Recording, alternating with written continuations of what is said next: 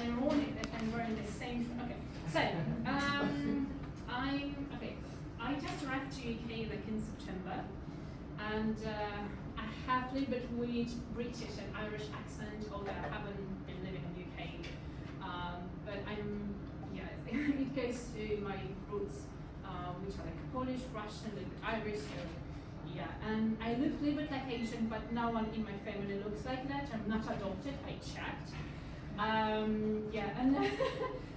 And my surname pronounced like sure. So whether someone asks me if I'm sure, I never consider, because technically I'm always sure. It's a fun thing about me. I do have slightly over 8 years in product management. I have launched a tech startup in the United States, in Latam, in Brazil, and I also did 2 years studies at Harvard, where I learned about learning design technology.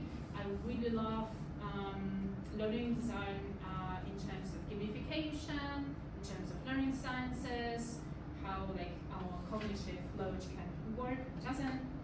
And I also got talent visa to UK based on my EdTech entrepreneurship history, and I just like want to contribute. Currently, I also like in UCL, and I was given suggestion that I can share my expertise with you guys. All right. Next. So, a question. Do you know anything about product market fit? In short, PMF. Do you know something about it? No? Okay. So, product market fit basically is like, product market fit is basically a validation of your idea in the market. This is where you understand whether you can sell it, if there's a commercial purpose, or if you can use it for broader audience, meaning that you have a proof that your product is needed. It can be different. It can be B2B, like with companies, if we're talking about commercial. It can be for NGOs, if you just like, want to do social impact. So product market fit is basically when you get a validation, whether it's going to work or not. And if it's not going to work, it doesn't mean that it's not going to work forever. It just means that you will need to either redesign the experience in your product or do another research. So usually when you start thinking of an idea, and actually it can be applicable to any product, doesn't matter, EdTech, FinTech, health tech, doesn't really matter, just like tech. Also not tech. So when you're just thinking about product, like if you want to launch it, it also starts with a discovery. But it's not like a educational research, it's more like user research, something that marketing usually has in common, but not only marketing, this is about product management.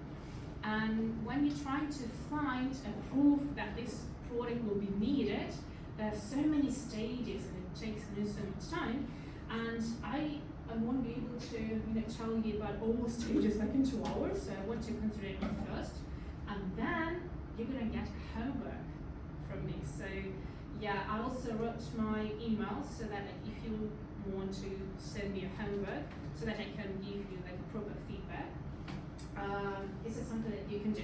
So during this workshop, we're going to focus on discovery stage. But briefly, discovery stage is about understanding learners and or users' goals and motivation. Also, then there's a stage about like validation, basically when you're testing. For example, you can create a prototype of your product, and you will go through another research. You're going to talk about like this with your audience, potential audience, like other companies, doesn't really matter. So basically, you're going to test whether something that you heard on the first phase actually works, or this is where you realize, okay, I didn't understand anything, so I need to do like everything again.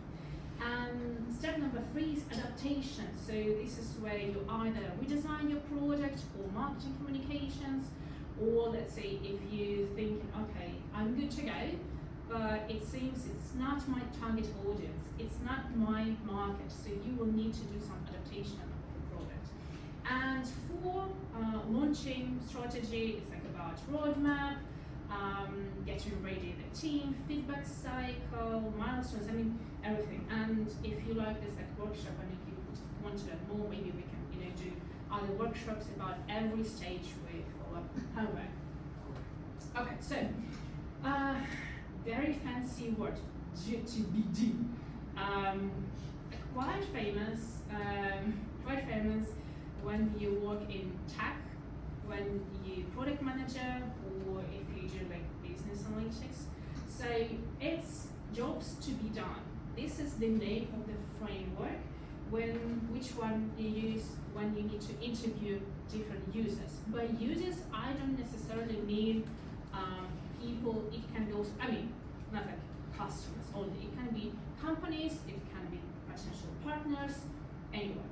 So, jobs to be done principle is about what people, not like what people want to buy, why they want to buy. So the main question that you need to answer when you're testing a product or hypothesis, not what they want to buy, why?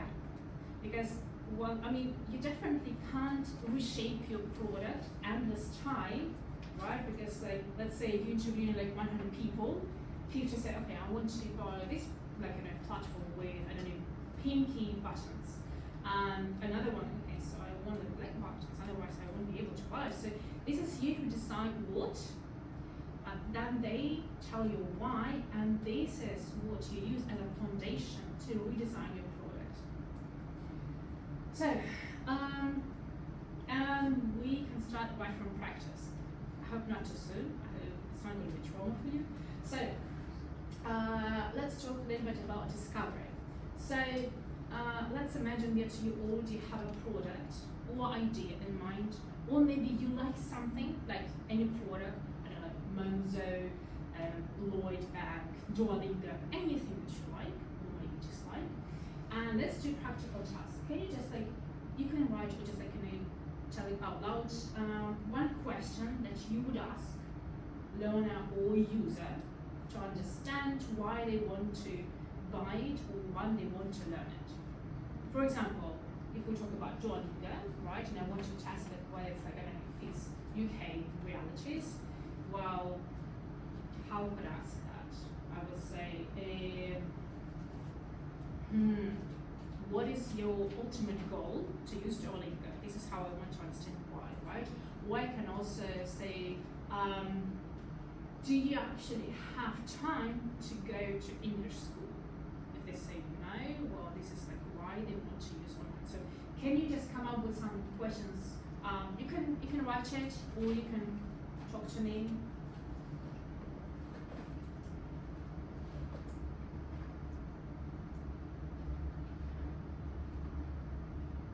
Just in case, do you understand what I want from you? Yeah? Yeah? You understand? Once you're ready, just like, feel free to say it out loud.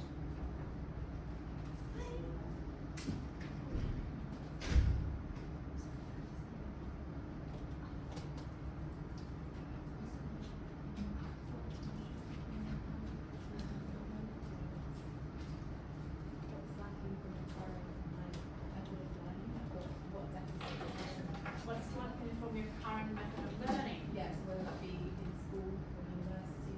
Okay, perfect. Take a really good example because it's open-ended question. Yeah. Perfect for just okay. You think about what I was talking about with you before, so like the travel. What would be a good one for that? For like learning languages to travel. we're learning languages. The travel. For travel. Yeah. Like what the question would be. Yeah, I'm trying to think of something. Okay, can you describe the product? I'm talking about Yeah, but I mean for everyone. Come on. Can you just quickly? it would be courses essentially to help people learn language and learn everything that they need to do for when they're traveling somewhere. So, not learning to be fluent in something, but learning how to order food in a shop, learning, cultural norms, all this stuff. Nothing more than that. Okay, I would ask. Sorry, I put down like, can you learn this elsewhere? Okay, yeah, can be, but if my task is understand why they would love to learn, let's say, specific phrase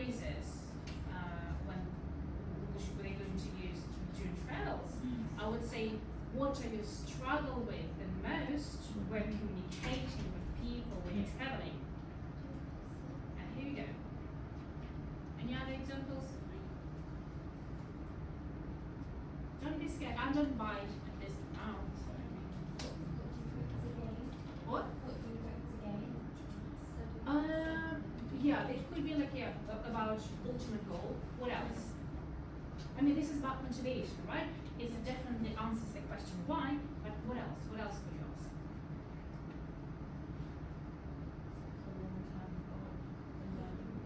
Also about goal. You can also ask why don't you use this app which is that you know is competitive of yours?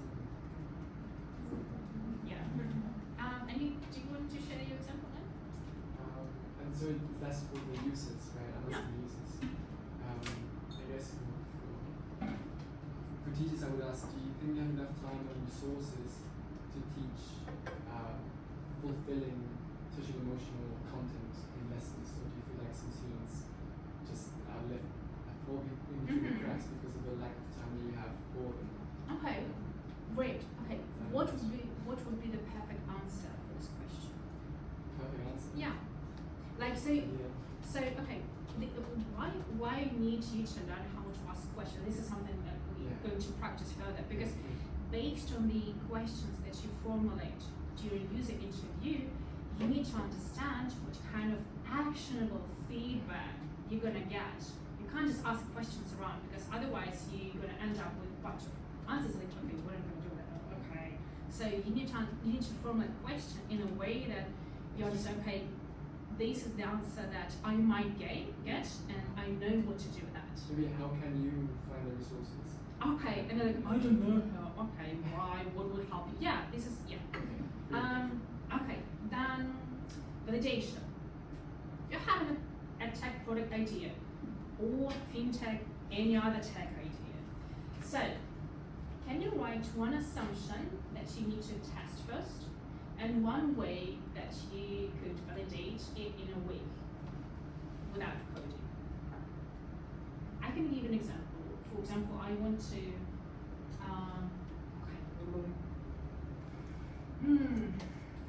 okay. For example, I just arrived to UK. I have no idea how the credit score works, right? And I want to launch an application that teaches people how to use credit scoring, what this is, right? So one assumption that I need to test first. So my assumption is that every person who arrives to UK within the first couple of months have no idea about banking system whatsoever, and they have too many resources to look at. And how I could validate it in a week? Well, I would do questionnaire. Let's say with just 2 questions. Number one, do you know what's your credit score, and do you know where to find it? And I think that for people who just like arrived, they'll be no. This is how we'll validate it. You can just like come up with some examples of yours so that we can discuss it. Can validation be on the tagline as well? So let's say if I want kids to, so it's an assumption of my startup. So let's say if I have an assumption, I think kids can't or can learn Python in just 15 days. Right. So how can I validate that? So I can maybe in a week, sorry. So I can maybe run some boot camps or some workshops and help them to understand how Python and coding works, and then maybe I can have a pre or post bootcamp survey to show that validation. Will that work? I think so, yeah. Well, you also can do like, group, focus groups or something, when you just like, ask people to sit together and let's like, do 15 days, like, throughout every hour, every day, for example, and just like show them videos about Python or something else and validate whether they understand something or not. Like everyday feedback, basically. Yeah. This is how you can validate it. Any other examples? No?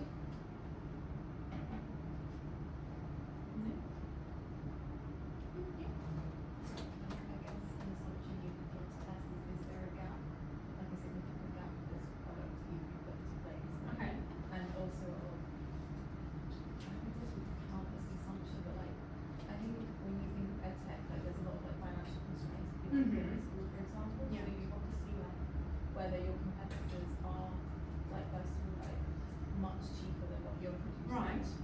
also like whether that is more like even like literature backed, like more, because Yeah. I think especially with teachers, they'll go for what they trust. How So would you validate how that? can you break down that trust in a way with your product? In a way, like Mm. with your product wouldn't do that. But you mentioned competitors. How would you validate that you're right about your competitors? As in, how would I validate whether my competitors are strong enough? Yeah. You would probably want to speak to people using the product first and see what their perspectives are in using it, maybe ease of use and things like that. Or potentially become a user of your competitor. So yeah. And then you talk to them, understand what they do. It's not a shady thing. This is like a very normal treatment. Just so you know. Yeah. Anyone else wants to? Well, testing how sticky the product is makes things which is great for one side, but Right. is it sticky enough so that people want to pick up again? Yeah. So that retention wouldn't be had. Okay. Yeah. How to test it? Yeah. We make, you said no codes, just vibe coding. Because vibe coding. Okay. Yeah. Let's. Yeah. Make a dodgy demo using Double, then give it to them for a week, and do a free trial, then see how many times they log in and Okay, that's a really good one. But what if you see? Okay, like so. Okay, oh one, it's a really good one. Can I use it as an example? Do you have your permission? Okay, so like you have like some sort of application, right? And you need people to continue using that, and you can track how many times they use like this application, like monthly or daily, it doesn't matter. And you see a picture that they keep logging in, and they do something. Does it mean that they like the application? Does it mean that it's sticky? Why not? Sometimes it's just like a necessity, like you need to get that out, or like if you just need to do the bare minimum to get out of it, but that doesn't mean you like functionality of it. Or if there's a very strict parent who makes you do something. I mean, no, Yeah. but I mean, okay. When it comes to EdTech, I guess. Yeah, okay. Okay, yeah. Chris. I was just gonna say, or it's like, you know, being created so like we do a lingo. Exactly. I need to That keep is my what I streak. I thought. need to keep my streak going. I need to. Okay, yeah, makes sense. But how do you validate that this is like really sticky, meaning like that you like into this? This is where referral rate comes in. This is a metric when you, for example, you can ask via like quiz or like online feedback, like, do you like us? And they say, yeah, just leave me alone. Could you refer us? I don't know. And this is when, okay, he doesn't know. It's not that sticky. Or if you say, okay, if you refer us and your friend registers, we give, I don't know, 50% of, something. And if this person does that and keeps logging in, it's sticky. I mean, just like to test if it's sticky enough, meaning that satisfaction rate is high enough, you need to also to test whether they're ready to recommend you, meaning that they like it. It's really good one. Okay, then adaptation. A manufactured product launches in different country or to new segment or new target audience. For example, you're aiming for kids and now you switch to adults, something. So what are the couple of things that you would need to change and why?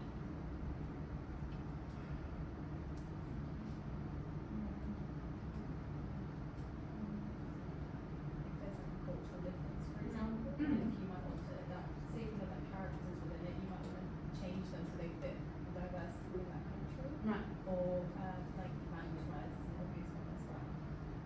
And even when you're doing things like, when you like learning basic vocabulary, for example, in another country, like the basic vocabulary you learn in, for example, French, would be like baguette or like Right. croissant. And it's like relative to that, it's again related to that culture, but then if you're going to a different country, like maybe Sri Lanka, you want to know how to say things like rice, curry, Mhm. those kinds of things. So having that cultural context is important to make sense. Perfect. Yeah. I think financial part also plays a main role. Business model. Exactly. Mm-hmm. The financial part, because the company that I used to work with, when we wanted to target the remote locations, we had robots, we had everything, we had Mhm. lab setups that we used to do. But in those remote locations, they used to lack computer labs. Okay. So we built an entire new like robot system for them, which was screenless. Okay. So like putting that new thing out there was a challenge for us as well.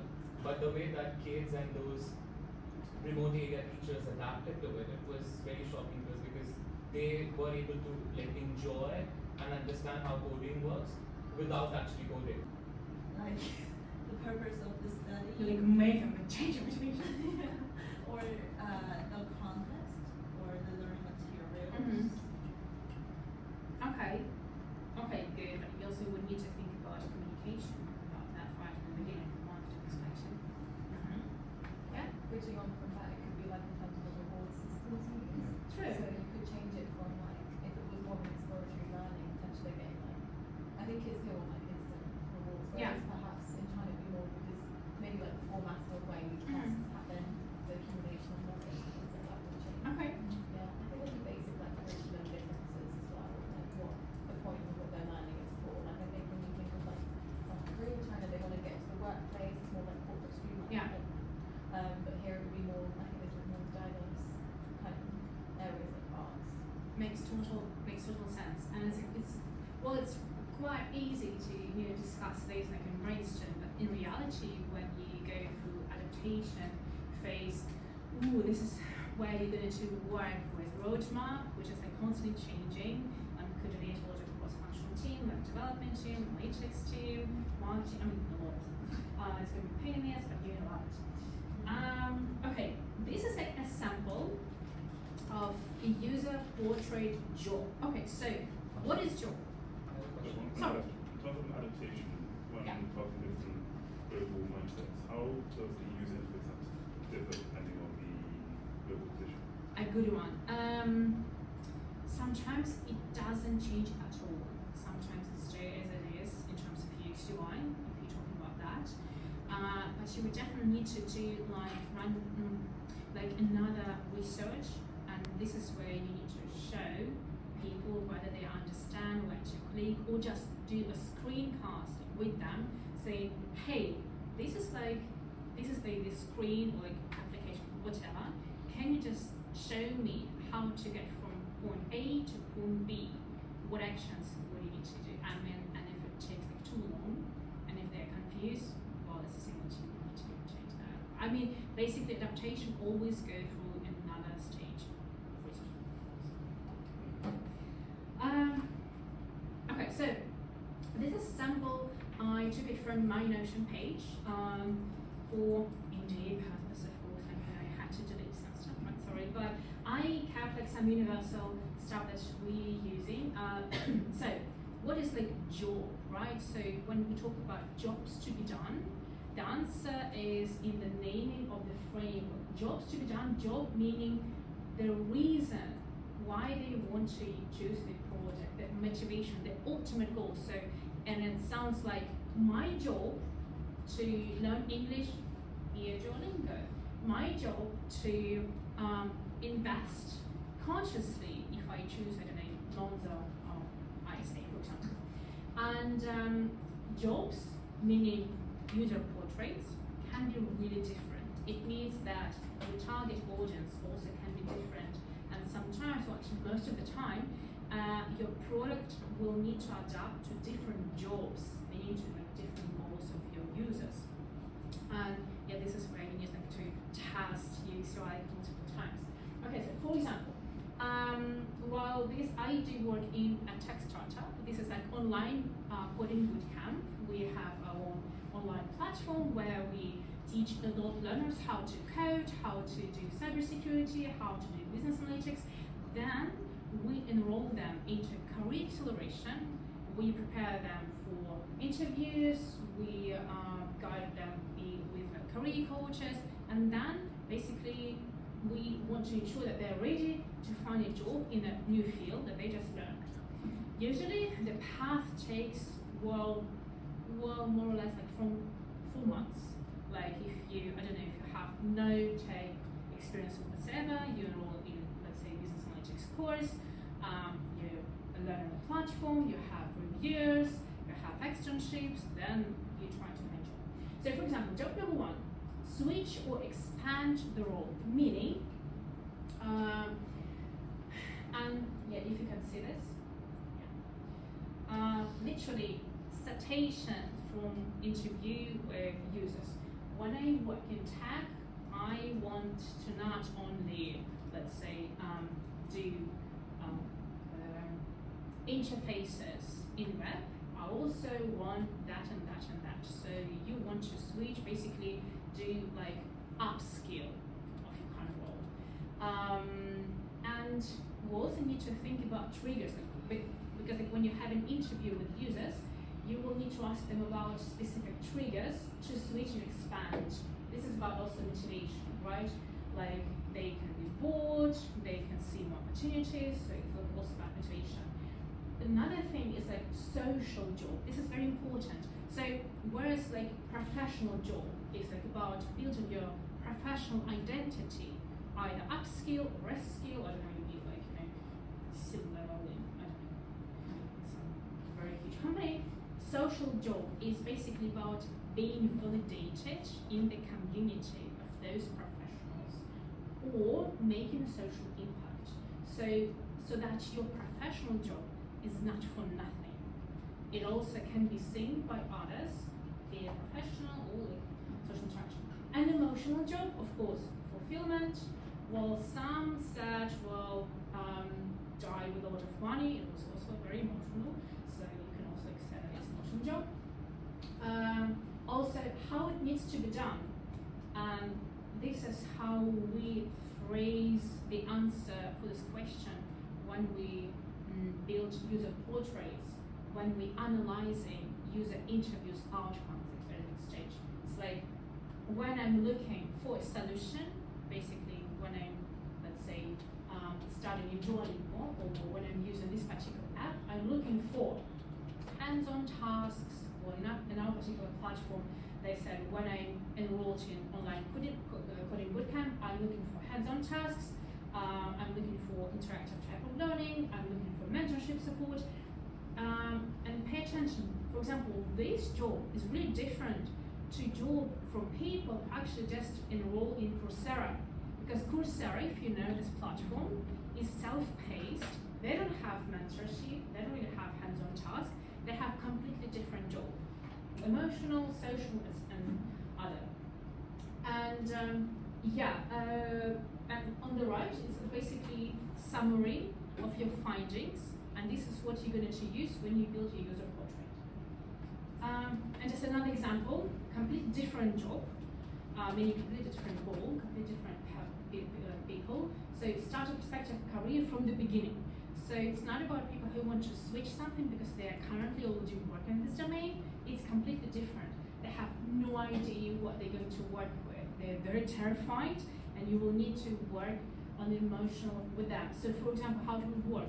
Let's say you found two main segments, or in our case, like two main segments: people who want to switch something, or people who want to start like their career of software engineer from scratch. They have no idea what's going.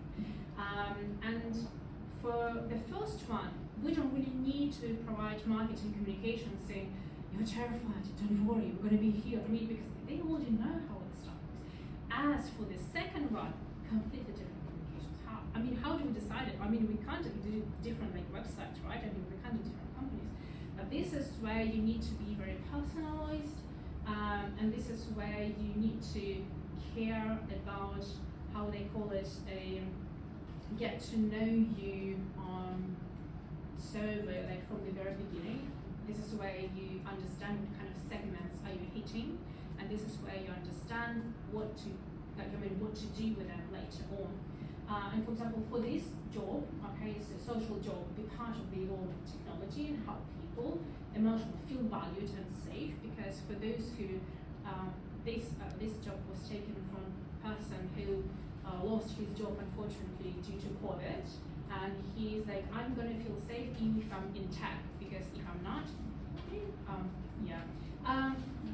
and he took a different goal, like have a stable, well-paid job, and learning format concerns. So now we also have another like part of the job.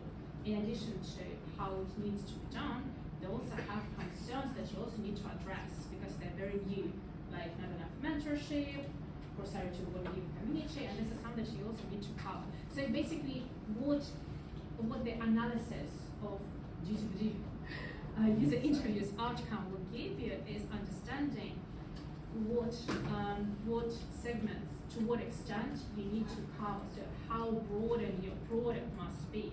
And if you understand at some point, hey, we can't make it that diverse, you need to choose with which job you have to go. Any questions about that? Too difficult? No? Too annoying? Boring? Yes? No? Okay, and then I practice. Sorry, don't hate. Case study. Also, like I wanted to use like my own case study. So, what is given?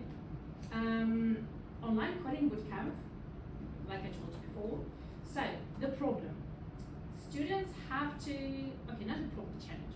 Students have to combine work and life and studies, meaning that you have your life schedule, and then if you want to find a new job, let's say in cybersecurity, you go to a certain platform and you have some deadlines and you need to follow them so that you can graduate and learn something new, like find a job.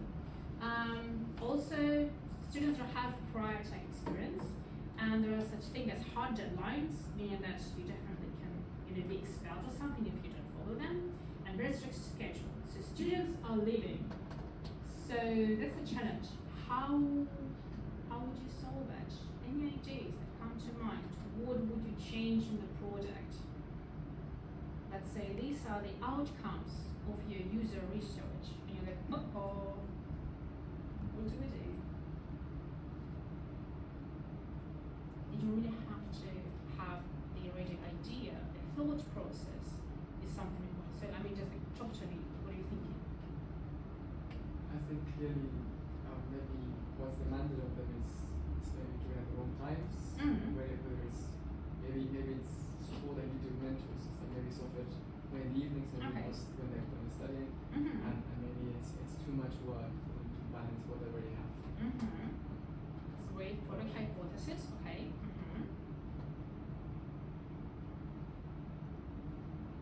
Being more flexible then? Flexible with schedule, I mean. Perfect.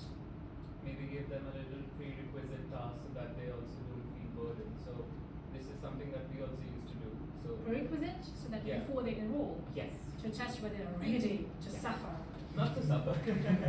Maybe. Okay. If they're up to it. Okay.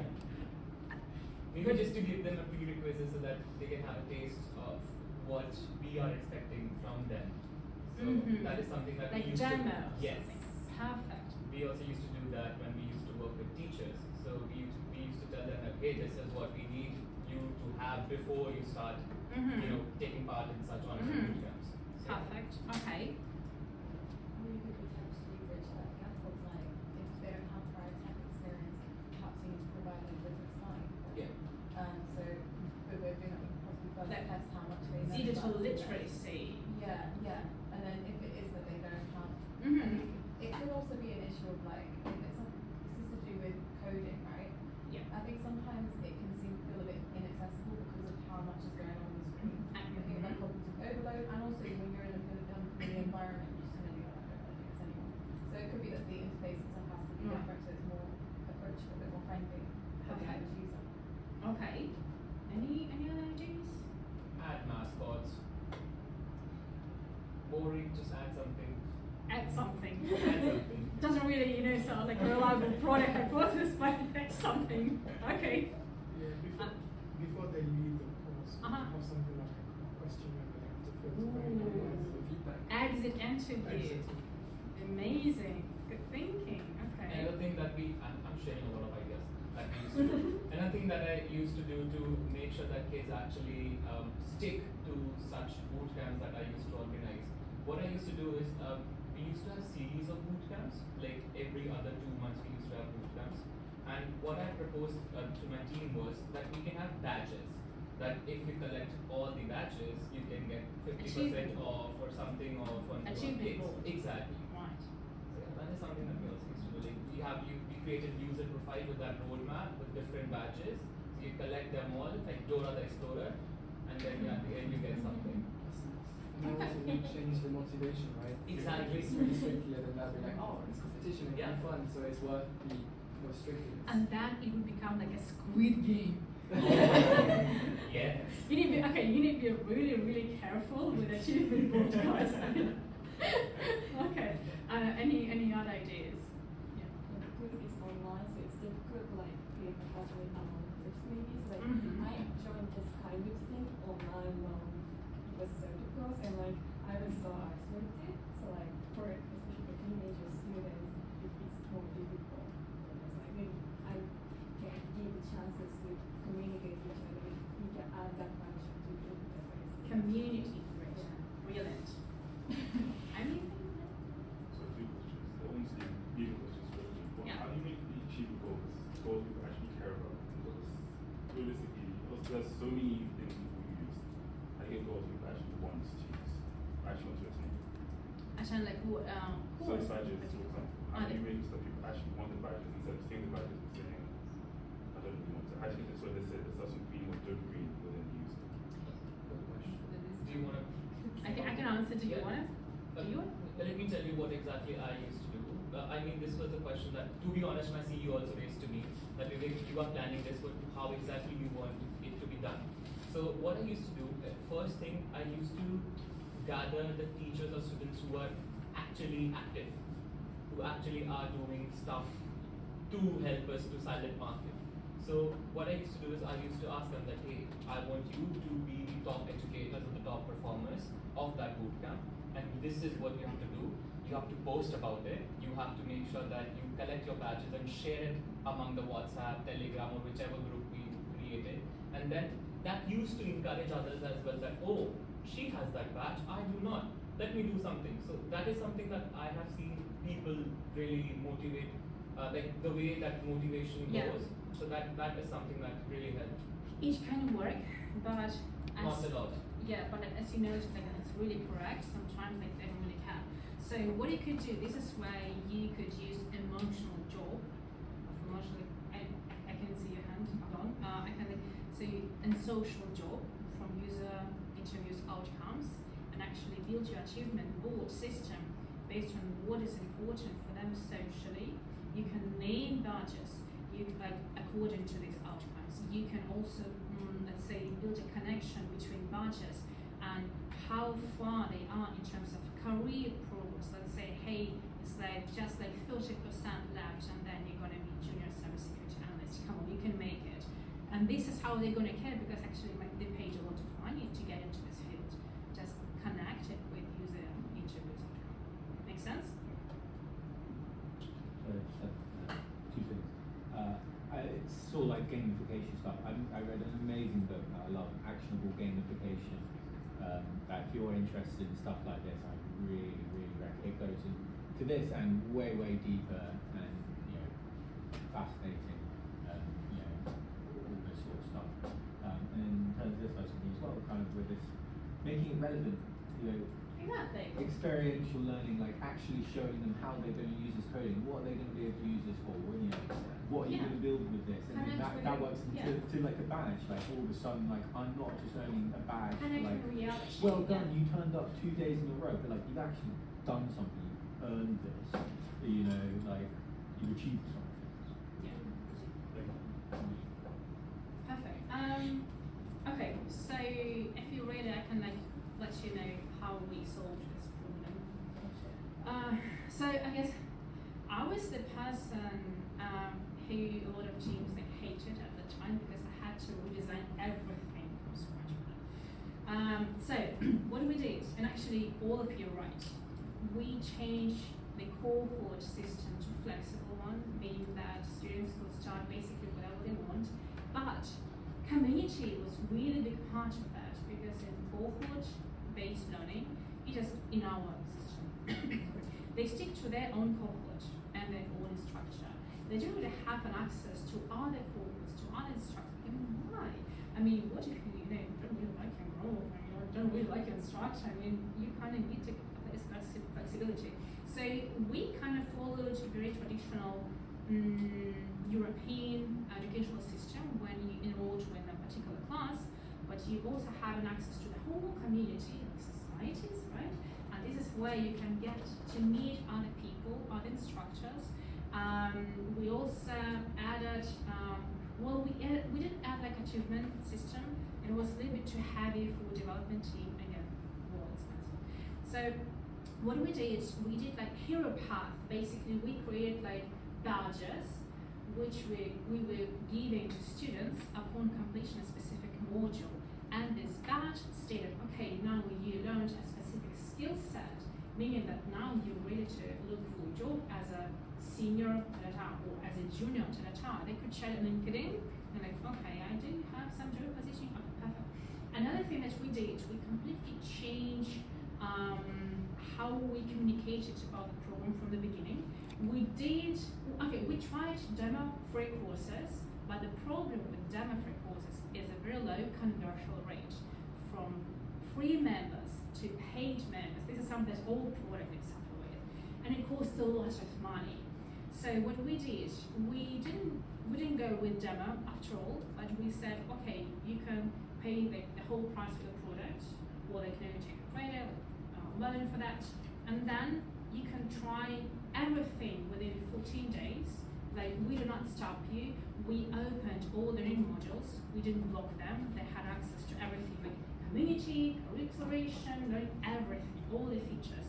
And we said, if you didn't like a thing within 14 days, we're going to give you a full refund. And it worked like magic. And also we introduced so-called money back guarantee. We partnered with some financial partners and banks in the United States. And we said that we're that sure about our content and how we prepare students that if you don't get a job within like a specific amount of time upon graduation, we're going to give you money back. Well, of course, with specific requirements. But I mean, anyway, this is what we've done. And it took us, I don't know, a year of completely redesigning the product. And thanks to which we survived, because before that, we barely made it in the United States. So this is this example of how you can redesign it based on the pains of user interviews. Questions? No? Okay, so actually, this is the file that I was supposed to show you when it was okay. So summarize flexible pace. We deleted hard deadlines because hard deadlines are not for people who have to combine like their work and studies. We introduced them recommended milestones. Why not self-paced? Because self-paced like Coursera or Udemy, they have like about 5% retention rate because it's really difficult to make sure that you can make yourself study or be dedicated to some product.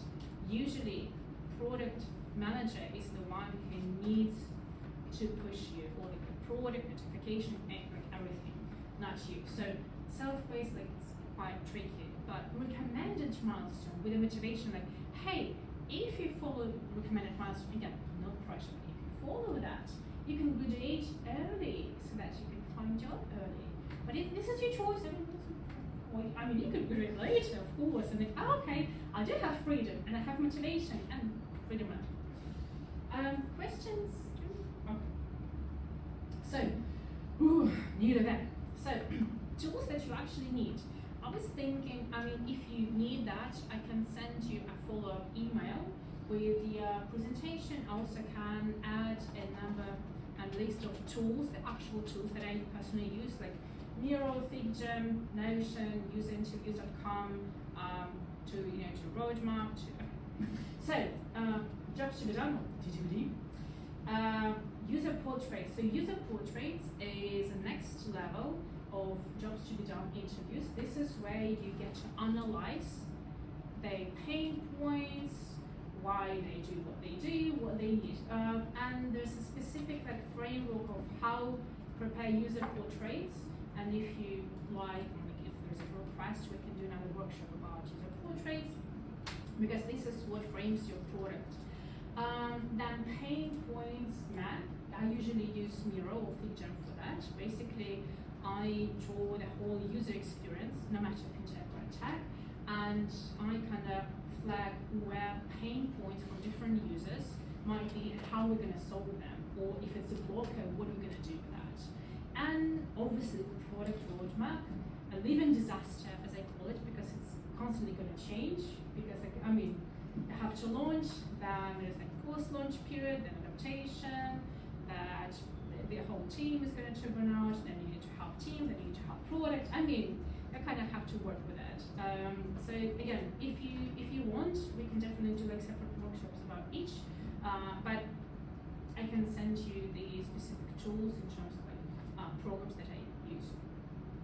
Any questions or requests or something not clear about this one?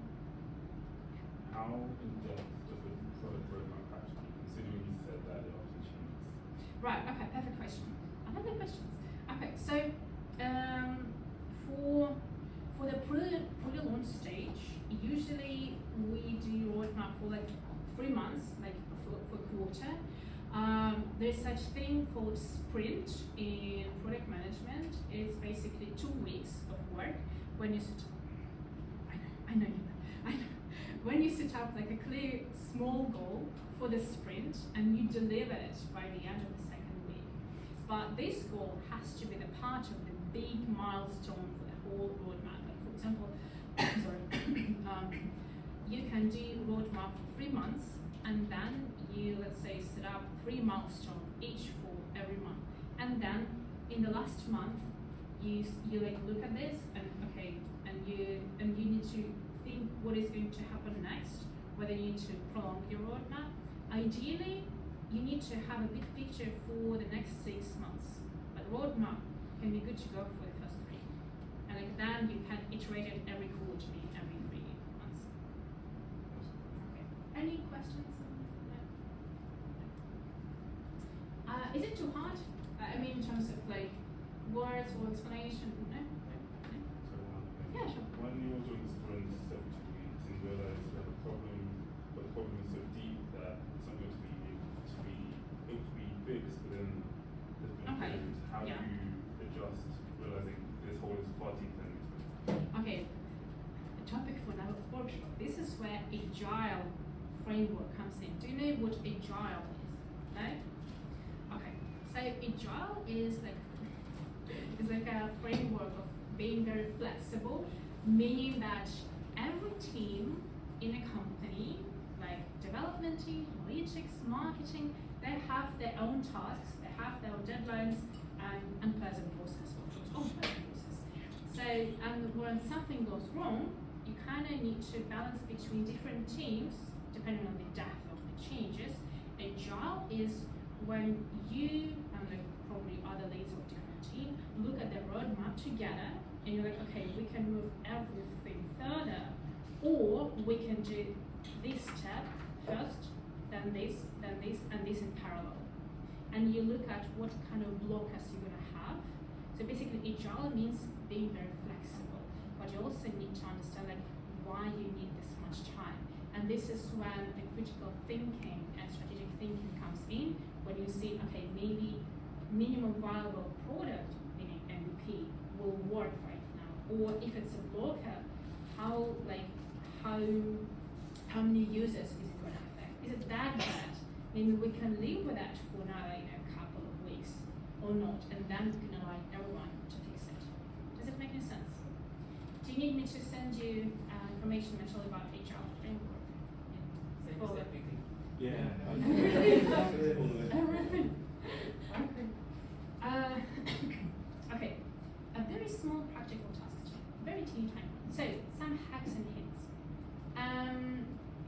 When you want to find out whether your product or just idea, if you don't have a ready project, is going to work, or when you need to understand, okay, I have an idea, maybe I will reshape it as I speak to people, you need to understand who you need to talk to, right? Because like if you talk to wrong people who have nothing to do with the product, I mean, you're gonna go into depression. We don't want that. So you need to understand potential users, because when you come up with an idea, you kind of have the understanding of who is it for, right? Or idea. But it's never enough to talk to your potential user. So very useful hack that I always use, and my colleagues as well, we also talk to competitors, and we also talk to competitors' users.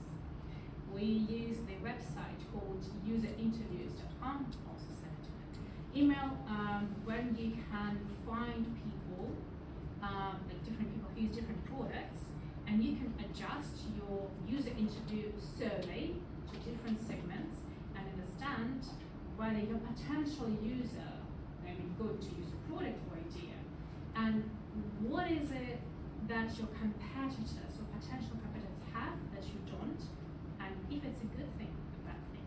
So never talk to only potential users. Always talk to competitors. Always, okay? And number 3, who do you think you need to talk to as well? Or maybe something that needs to be done as well? So going back to the competitors. Back to competitors? Yeah, just like how do you talk to them? Like, you know, for my idea, it's Duolingo. Okay. Yeah, I'm not gonna go to Duolingo. And be like, Okay. hey, I've got this idea that Yeah, perfect question. or Well, you can Google say, Translate. no, you can say, okay, so I want to test my idea and it might be a competitor of Duolingo or may not be, I'm not entirely sure. But what I want to learn right now in this particular conversation, I want to understand why you're using Duolingo. You're not asking a person to sell a secret, of course not. It's like, why are you using that? But this for the user. Yeah. Okay, so we're Well, talking about talking to their users rather Yeah. than. Yeah, talk to competitors' users to understand how to do Okay, it. sorry, I can understand. Yeah. Okay. Well, you can also talk to competitors like, what do you like about your product? How do you think you help users? What is the best green and positive feedback that you got? Why would they talk to me? This is where you use user interviews websites, because you can pay people like £10 and really And they go. yeah, and like just talk to them. Can I Easy. suggest something else? Yeah. So I was building something else for the last few months. First off, we were building wearable motion capture sensors for tracking new movement. So because we're new to the space, the best way we could speak to competitors was it's unethical, but you pretend to be a user and you go to the sales team. Yeah. That way you just ask all the questions and find out what their solutions. Yeah. My friend actually at one point tried to get me to be that person asking someone else, but it was Yeah. all in Spanish and I wasn't doing it. Yes. I think the question is from the back. So what does PMS stand for? Product market fit. Product market fit. It took me a second. A good repetition mechanic, thank you so much. Well, actually, you just answered the number 3 hack. Pretend to be a user, or actually try your competitor's product, sincerely trying to understand why it works the way it works, and why your product or idea can be better or not. It's another very important step of validation. Yeah. Can't the third people be the ones who actually logged off of our product? So, what I used to do is, those two are something that I used to focus on, but the third one, what we used to focus was the people who backed off or who logged off using our product, trying to understand what was the reason behind them not using it, so that maybe we can do something to make sure that they also find it engaging. Absolutely. Yeah, it really depends on how you're going to frame the whole survey. Right. Yeah, and you need to understand first, okay, so what don't I have to move further with the product hypothesis? Do I have user portrait? Fine. Do I have their pain points? Not really. Okay, so this is how I need to frame my survey. Yeah? Any questions? No? Okay. Well, I think we need in the end. Yay! Okay. So, a short movie as an entertainment for you. So, you all of you have this list, right? So, on the first page, you're going to see learning how to conduct a user interview. This is, my friends, like a very first part for your further homework. Sorry, if you're willing to do that, it's not like obligatory, but if you want that. So I just provided an example of how user interview can be framed. It's like basic universal questions. You can adapt it to your idea, or if you just want to practice using any product, like I'm a product manager or CEO, what would I do? How would I talk to my users? So just like look at this. I mean, just like for 1 minute, get familiarized with that. You're gonna use that for your homework, but also I really need you just to read it right now before we start watching it.